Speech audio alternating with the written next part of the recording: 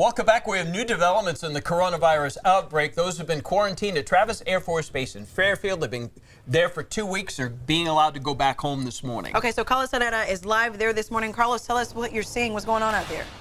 A lot of activity, of course, a lot of people waiting for what exactly is going to happen in just a few hours. All those people that have been quarantined, they'll be cleared to go home. They'll be checked for any symptoms, and then they'll be bused to nearby airports so they can go back home and reunite with their families. Really exciting time for them. Let's take a look at some video that we shot 2 weeks ago. This is when that plane that was carrying all of those American evacuees landed here at Travis Air Force Base. Ken Burnett's wife and their 2 young children were visiting Wuhan, China in November. When the coronavirus broke out, the city shut down. They were stranded, not able to fly back home. Their 14-day federal quarantine ends this morning.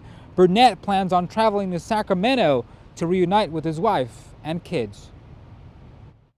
It's a lot of anticipation, a lot of excitement. It's almost like before a big game or something like that.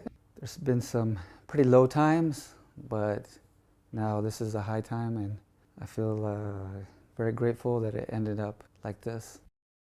Burnett will meet his family at Sacramento International Airport so they can all fly back to San Diego together. Kirsten, I'll send it back to you.